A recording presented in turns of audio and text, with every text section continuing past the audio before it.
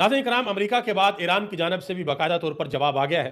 اور بتایا گیا ہے کہ یہ مذاکرات کیوں ناکام ہوئے۔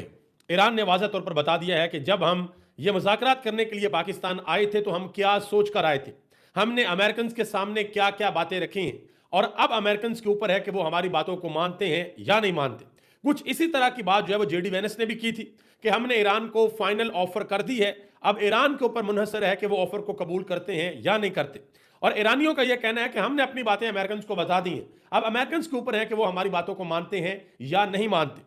ایران کی اسمبلی کے جو اسپیکر ہیں محمد باقر، انہوں نے باقاعدہ طور پر ایک سٹیٹمنٹ جاری کیا، وہ آپ کے سامنے رکھنے کے لیے جا رہا ہوں، اور اس کے بعد میں آپ کو یہ بتاؤں گا کہ تقریباً 4 سے 5 ایسی وجوہات ہیں جن کے بارے میں رپورٹ کیا جا رہا ہے، جن کے بارے میں بتایا جا رہا ہے کہ ان چیزوں کے اوپر امریکہ اور ایران کے درمیان باقاعدہ طور پر ڈیڈ لاک آیا، یعنی کہ یہ چیزیں ریزولو نہیں ہوئی۔ امریکہ یہ چاہتا تھا کہ وہ ساری کی ساری چیزیں جو ہم لڑائی کے اندر حاصل نہیں کر سکے،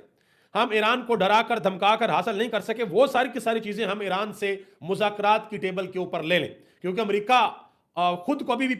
دنیا کے سپر پاور تو سمجھتا ہی ہے نا، لیکن ایران جو ہے وہ کسی اور کو سپر پاور سمجھتا ہے، وہ امریکہ کو نہیں سمجھتا۔ وہ کہتے ہیں کہ بھئی ہم صرف اللہ سے ڈرتے ہیں، ہم امریکن سے نہیں ڈرتے، ہم ان کا مقابلہ کریں گے۔ تو یہ ساری صورتحال میں آپ کے سامنے رکھنے کے لیے جا رہا ہوں۔ گزارش کروں گا کہ ویڈیو کو لائک کر کے چینل کو سبسکرائب کر دیں تاکہ انفارمیشن کا یہ سلسلہ اسی طرح آپ لوگوں تک پہنچتا رہے۔ ناظرین کرام،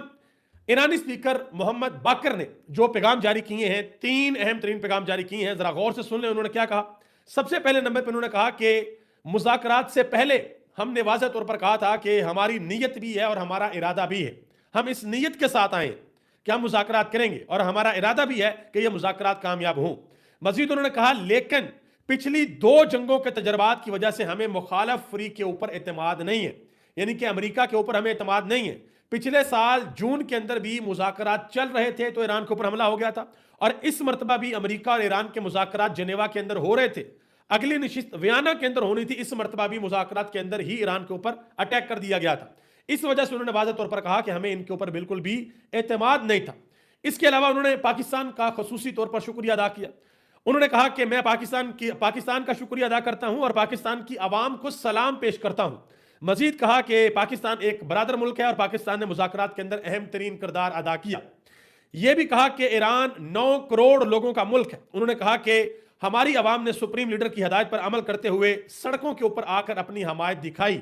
ایرانی عوام تو سڑکوں کے اوپر نکلی اپنی رجیم کی حمایت کے لیے، لیکن امریکی عوام سڑکوں کے اوپر نکلی، تقریباً 1 کروڑ امریکی نکلے اس لڑائی، اس جنگ کے خلاف، کہ ہم نے لڑائی کے اندر نہیں پڑنا بھائی، ہمیں یہ لڑائی وغیرہ نہیں چاہیے۔ مزید انہوں نے کہا کہ میں اپنی عوام کا شکریہ ادا کرتا ہوں۔ انہوں نے کہا کہ میں اپنے بچوں کا شکریہ ادا کرتا ہوں کہ ان کی دعاؤں کے ساتھ ہمیں آگے